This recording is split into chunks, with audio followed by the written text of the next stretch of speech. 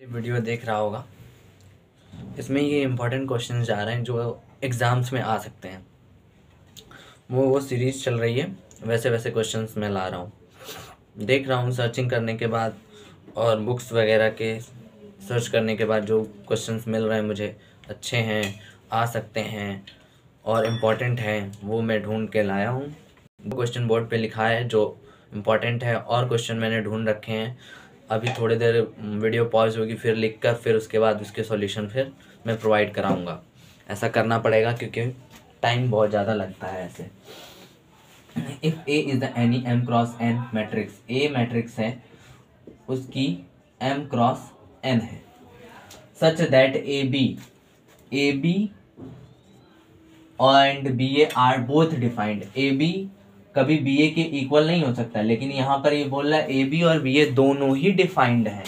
मतलब अगर कभी ए बी मैट्रिक्स डिफाइंड है, ए और बी ऑर्डर कोई, अभी इसका ऑर्डर तो दिया नहीं है, तो ए बी अगर डिफाइंड है तो बी ए डिफाइंड नहीं हो सकती उस केस में। लेकिन इसने बोला दोनों डिफाइंड है।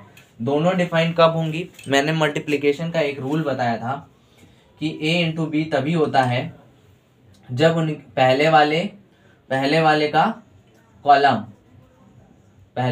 कॉलम और दूसरे वाले का रो सेम हो। पहले वाले का कॉलम और दूसरे वाले का रो सेम हो, तभी तो ए बी डिफाइंड होगा और तभी बी ए डिफाइंड होगा। तो ए बी और बी ए कब डिफाइंड होगा? इनमें से एक ऑर्डर हमको चूज करना है, मतलब इनमें से कोई एक ऑप्शन है जो दोनों के लिए डिफाइंड रहेगा। तो मैंने ए का तो उसने दे रखा है, ए का क्या दिया है? ए का दे रखा है मेरे को, ए का दे रखा है order M cross N.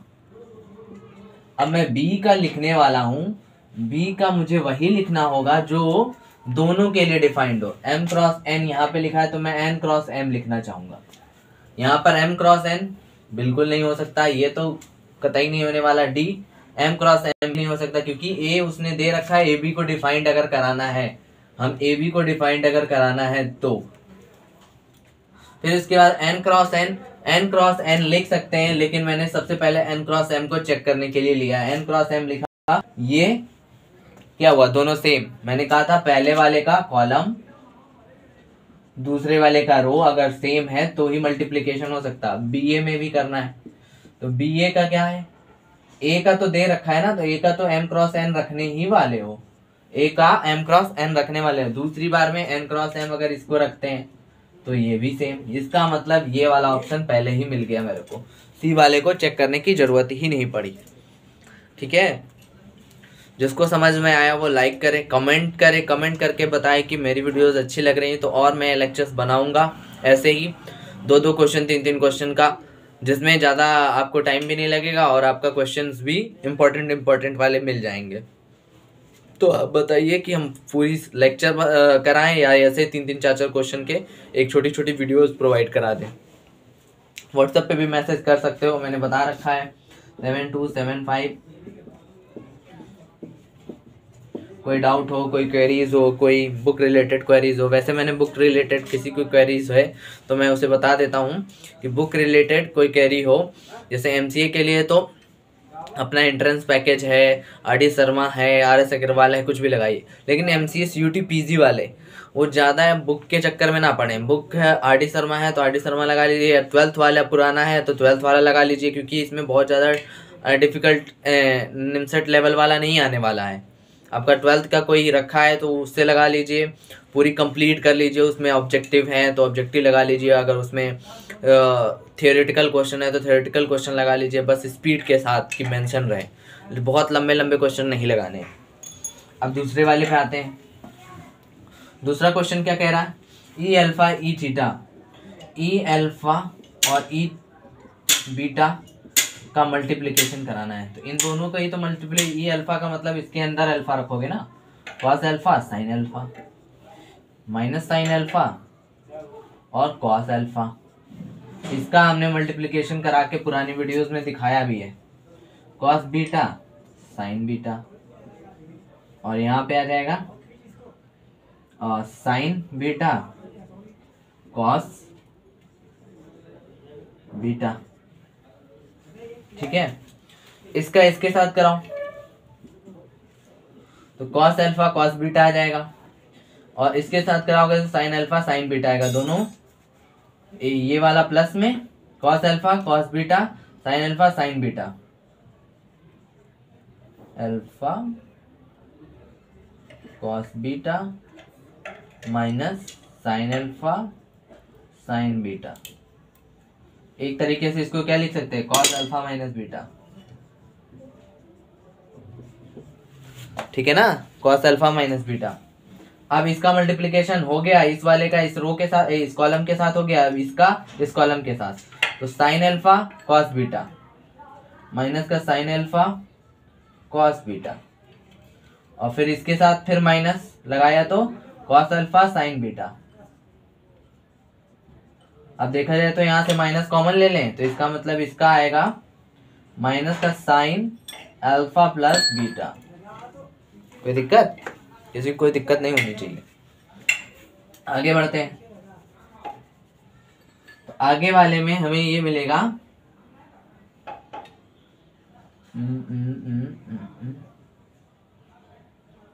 Minus common ले रहे थे, ये भी माइनस का था ये भी माइनस का था, ठीक तो है। हाँ, अब ये वाला, अब इसका इसके साथ cos alpha sign beta sine alpha cos beta, तो यहां पर आने वाला है प्लस में क्या, sine alpha plus beta.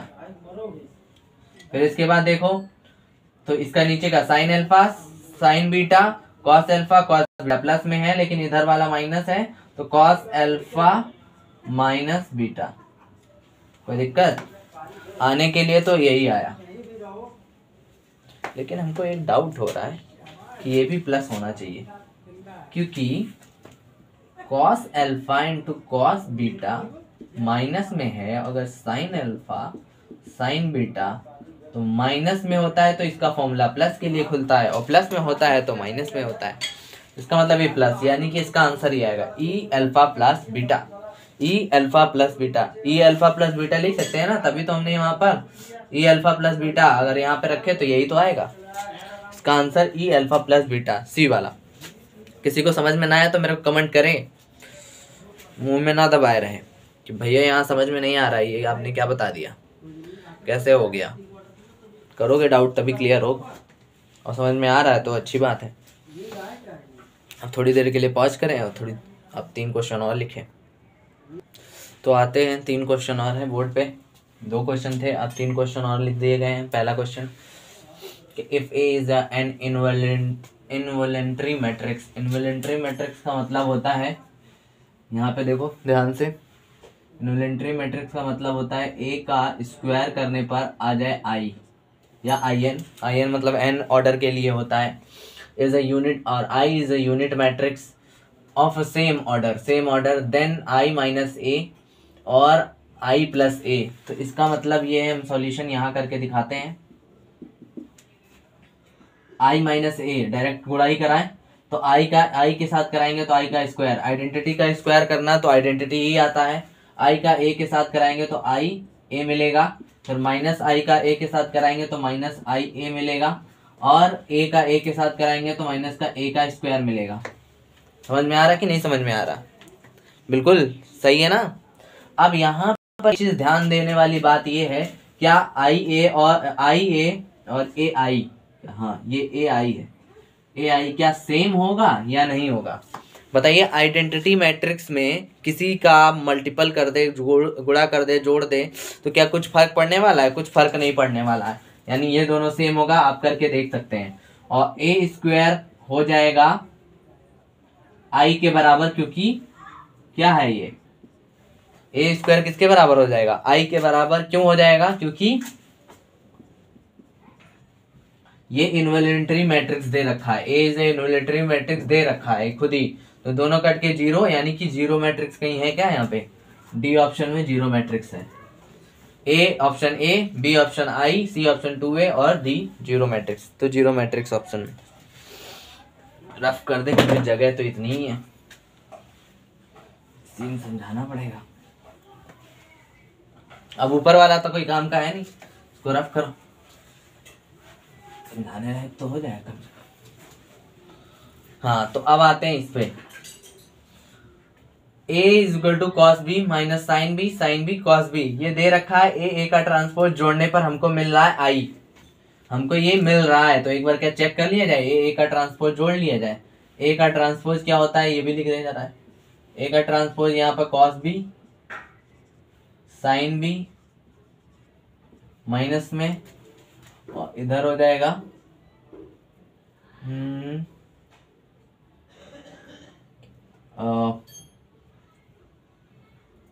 Sign B cos B. ठीक है, ये ए है और ए का ट्रांसपोज दोनों को जोड़ रहे हैं, तो देखते हैं क्या होता है। कॉस बी मिलकर 2 cos बी बना लेंगे, ये 0 के बराबर, सही है यार। साइन ये भी 0 के बराबर, ये भी 2 cos बी, और इधर i के बराबर दिया ही रखा है 1 0 0 1, यानी हमको 2 cos बी मिल गया हमको यहाँ पर 1 के बराबर, यानी cos बी हमको मिल गया 1/2 के बराबर। 1/2 का बराबर यानी कि b बराबर आ गया हमारे पास π/3। b इक्वल टू हो गया π/3, और हमको b ही तो निकालना था, π/3 है क्या कहीं पर? This is π/3। कोई दिक्कत? चेक कर लेना एक बार π/3 रख के बन रहा है कि नहीं बन रहा है। π/3 1/2 आ जाएगा, π/3 √3/2। अरे इसमें क्या चेक करना है, π/3 b की वैल्यू चाहिए थी, ये वाला दे रखा था, ये पूरा पार्ट दे रखा है, ये इसके करस्पॉन्डेंस ये इसके करस्पॉन्डेंस बराबर कर दिया। cos b में π/3 cos 60 ही तो 1/2 होता है, तो b इक्वल टू π/3। सही है। If A is a skew symmetric matrix, then A 2025। ये क्वेश्चन किसी और ईयर का था, लेकिन मैंने इस ईयर में इसलिए डाला है ताकि आपका आने वाले पेपर 2025 में है, तो इस पर बन सकता है क्वेश्चन। इस स्क्यू सिमेट्रिक मैट्रिक्स है, तो स्क्यू सिमेट्रिक मैट्रिक्स मतलब ए का ट्रांसपोज करने पर हमको -a मिल जाए, ठीक है ना। तो इसका ट्रांसपोज करने पर हमको क्या मिलेगा, ट्रांसपोज करा जाए, ए 2025 का ट्रांसपोज करते हैं। तो ट्रांसपोज आपस में क्या होता है, इंटरचेंज हो सकता है, ये ऊपर ये नीचे, यानी ये ट्रांसपोज यहाँ पर आ सकता है और 2025 यहाँ आ सकता है। इसका मान कितना हो गया, माइनस का ए, नीचे दिख रहा है नहीं दिख रहा, दिख रहा है, माइनस का ए ऊपर 2025, यानी बनेगा क्या, आएगा तो -a ही आएगा ना। 2025 कैसा है, निगेटिव है, यानी स्क्यू सिमेट्रिक मैट्रिक्स कहाँ पे है, option number D, skew symmetric matrix, skew symmetric matrix, option number D. कोई भी दिक्कत हो, कोई भी परेशानी हो तो मुझे कॉल मैसेज कुछ भी कर सकते हैं और पूछ सकते हैं। अब इन 3 क्वेश्चन के अलावा और 3 क्वेश्चन ले लें। भाई बैकग्राउंड में आवाज़ आए तो एडजस्ट करना, थोड़ा गाना आ गया। If a square -2a - i equal to 0, then inverse of a, inverse of a निकालना है, तो इसको ही ले लेते हैं, a square -2a - i equal to 0। यहाँ से a कॉमन ले लो, तो a बचा, यहाँ पर 2 बचा, और यहाँ पर i अपॉन में a बचा इक्वल टू 0। कोई दिक्कत है? इसको क्या लिख सकते हैं, a -2 - i a inverse equal to 0। उधर भेजे तो a -2 i a इनवर्स, और ये i किसी के साथ जाएगा तो वो खुद ही में ही खत्म हो जाएगा, तो a -2 इसका आंसर, a -2 इसका आंसर हो जाएगा। ठीक है, इस वाले क्वेश्चन का अब द एंड करते हैं ताकि ऊपर समझाने के लिए हमको एक जगह मिल जाए। अब आते हैं इसमें, ये तो पहले से ट्रांसपोज है, इसके ट्रांसपोज को ओपन करना चाहिए, तो b का ट्रांसपोज ओपन होगा, a के ट्रांसपोज का ट्रांसपोज हो जाएगा, और यहाँ पर c ट्रांसपोज अपने आप है, तो b का ट्रांसपोज, a के ट्रांसपोज का a एंड c का ट्रांसपोज। ऑर्डर देखना है हमको, अगर हमने b का ट्रांसपोज किया तो b का ऑर्डर क्या है, b का ट्रांसपोज किया तो ये बन जाएगा 5x4, और a कहाँ गया, a ये है तो 4x3, मल्टीपल हो सकता है तो उसका ऑर्डर आएगा 5x3। c का कहाँ गया, c का ऑर्डर है 7x3, तो c के ट्रांसपोज का ऑर्डर हो जाएगा 3x7, मल्टीपल हो जाएगा यानी 5x7 ये इसका आंसर है। मल्टीपल कराने का यही रूल है ना, ये सेम होना चाहिए तो हो जाएगा। एक बार और समझा दे रहे हैं इसको, जैसे ये तो बड़े ट्रांसपोज है, उल्टा ट्रांसपोज इनटू में खुलता, उल्टा खोल दिया, और ए के ट्रांसपोज का ट्रांसपोज कर दिया, बी का ट्रांसपोज, ए के ट्रांसपोज का ट्रांसपोज खत्म, सी का ट्रांसपोज, ये बच गया। अब बी के ट्रांसपोज करना, तो बी का ऑर्डर जो ट्रांसपोज करने पर उसका ऑर्डर पलट जाता है 5 क्रॉस 4। ए का ऑर्डर हमको पता है कितना दिया, ए का ऑर्डर 4 क्रॉस 3, और यहाँ पर सी के ट्रांसपोज का ऑर्डर कितना है, सी के ट्रांसपोज करोगे पलट जाएगा 3 क्रॉस 7। तो सबसे पहले इसको मल्टीपल कराया तो कितना आया 5 क्रॉस 3, और ये 3 क्रॉस 7, जब इसका मल्टीपल हुआ तो बचा क्या 5 क्रॉस 7, तो 5 क्रॉस 7 इसका आंसर हो गया। इसको भी हटाते हैं रास्ते से, चल भाई हट।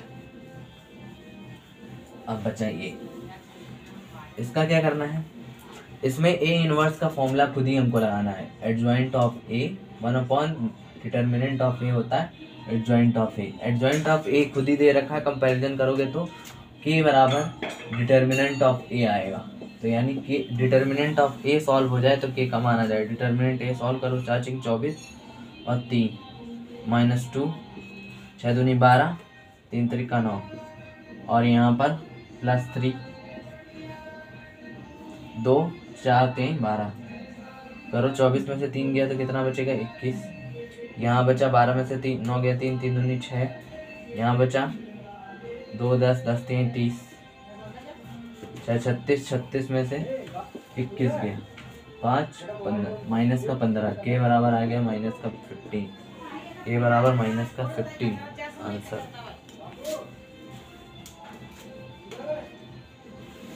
समझे? आज इतना ही रोकते हैं क्योंकि ये लोग गाना आना बजाने लगेंगे अभी तेज से।